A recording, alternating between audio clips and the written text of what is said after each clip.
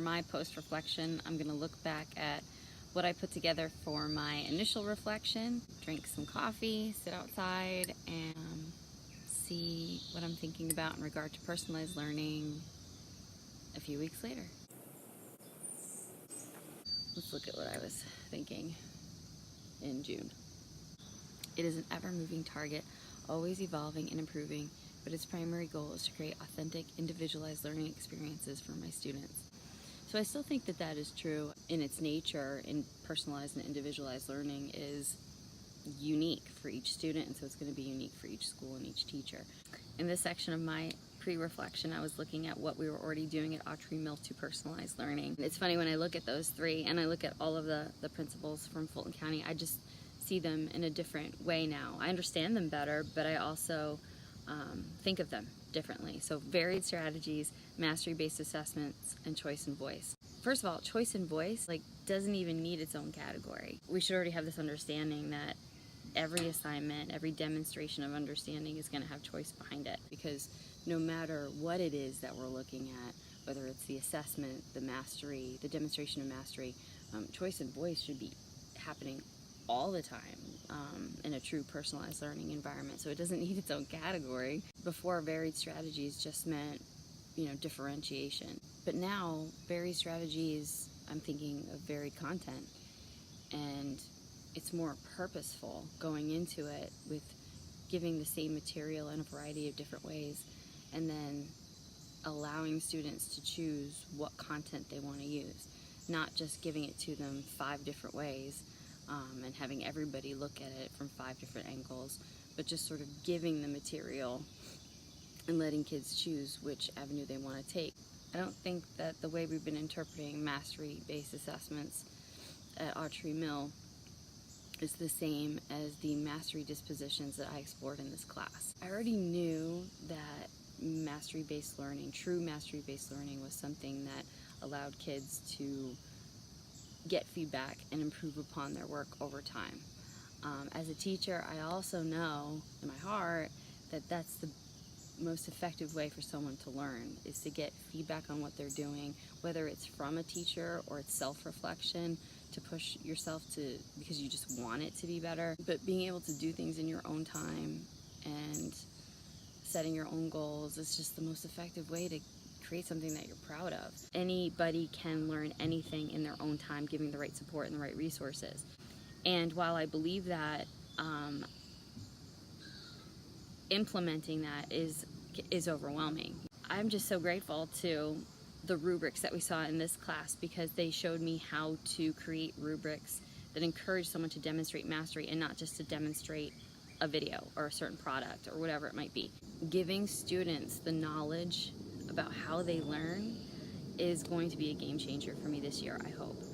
I'm really looking forward to putting that in place, because I've always emphasized a growth mindset, but I feel like just encouraging a growth mindset without giving kids the knowledge of how to grow is just a missing piece, is a missing link, and I'm looking forward to focusing on that this year.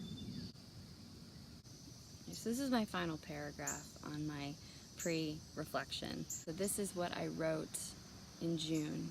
So going into this course, I really thought I had a strong understanding of personalized learning, and I do. I have a foundation in a county that is pushing forward with personalized learning initiatives. I care passionately about empowering students through authentic learning. For me, the authentic piece was the most important part coming into this, because I saw firsthand that when I gave students an authentic audience, whether it was someone to read their work or creating something that they were putting out into the world that they individually cared about, that the results were just so amazing. The kids were more invested in what they were doing. So the authentic piece of personalized learning was my focus before coming into this course.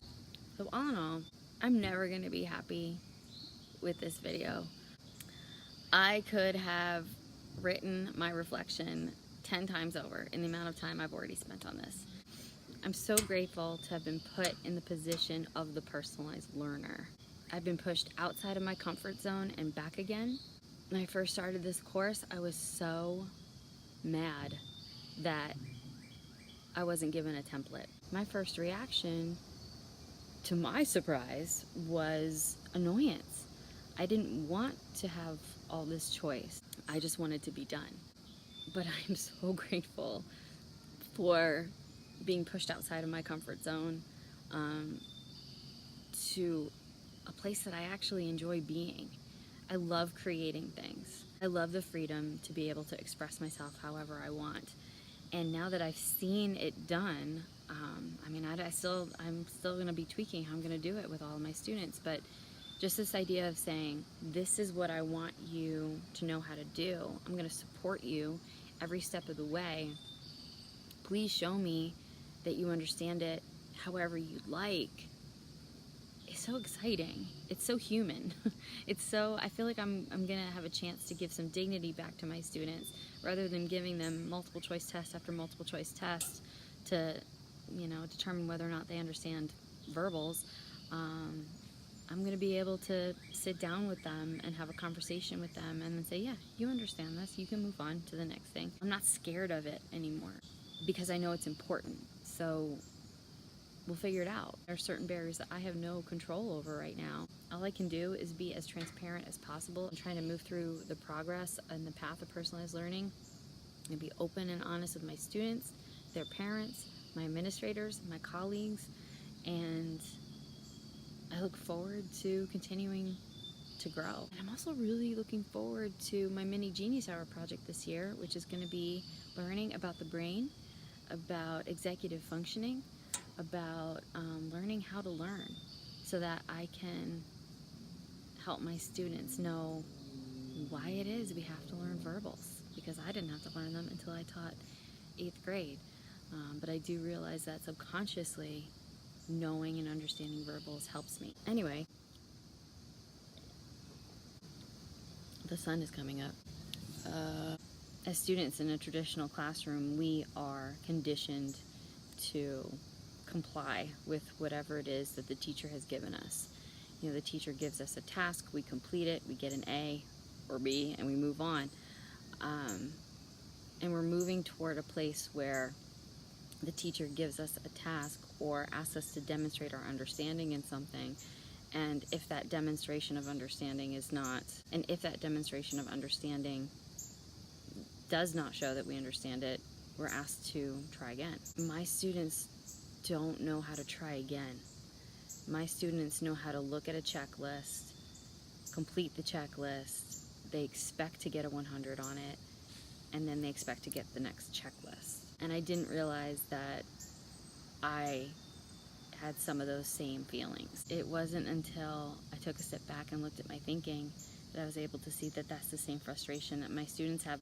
It's just a reaction. It's a natural reaction because of what we've been conditioned to do, and we don't realize that it's not what we need when we get out of school. I don't know. Just so grateful for the chance to be a part of the tribe that cares about this and thinks it's important. Do I want a third cup of coffee? Probably.